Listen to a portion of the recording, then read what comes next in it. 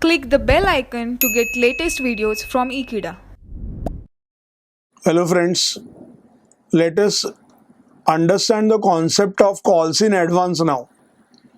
Shareholders are required to pay amount of call as and when demanded by the company. Sometimes some of the shareholder may be paying in advance the amount of future calls, which is called as advance calls. For example, at the time of first call itself, they may pay the amount of second call. This is called as what? Situation of advance calls. The amount of advance calls received is adjusted at the time of subsequent calls. Let us understand accounting effect of calls in advance.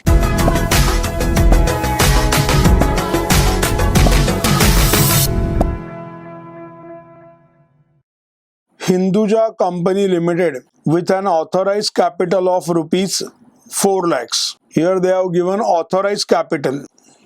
Authorized capital of 4 lakh divided into shares of rupees 100 each. Issued for subscription 2000 shares payable 25 per share on application.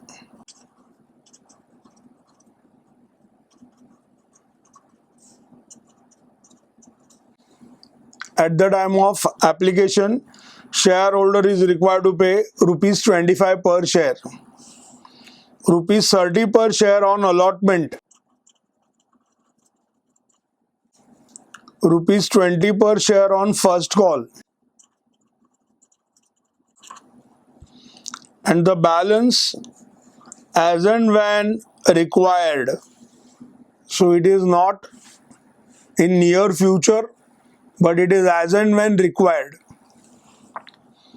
Application money on 2000 shares were received and allotment was duly made.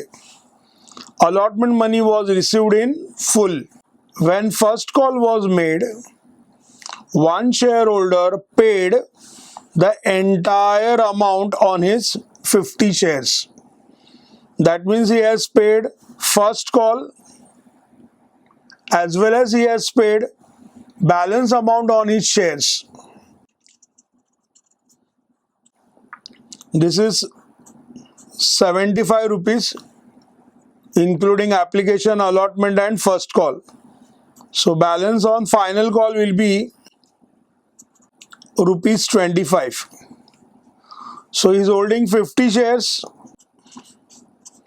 On his 50 shares, he has paid in advance final call of 25 rupees.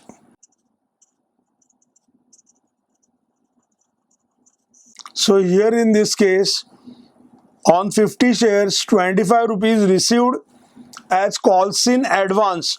That is amount rupees 1250. Show journal of Hinduja Company Limited. Hinduja Company Limited with an authorized capital of 4 lakhs divided into shares of 100 each. That means company have 4000 shares of 100 each as authorized capital. Of these 4000, company has issued for subscription 2000 shares payable 25 per share on application. Here company has received application money on 2000 shares. So first entry will be for receiving application amount. Bank account debit on 2000 shares per share 25 rupees received, that is 50,000. To equity share application account 50,000. Being application amount on 2000 shares received. This application amount will be transferred to share capital account. That will be the next entry. Equity share application account debit 50,000 to equity share capital account 50,000. Being equity share application amount transferred to equity share capital account. Here we have completed application stage. Let us proceed to allotment stage, where company sends letter of allotments to the shareholders who pays allotment amount in response to allotment letters.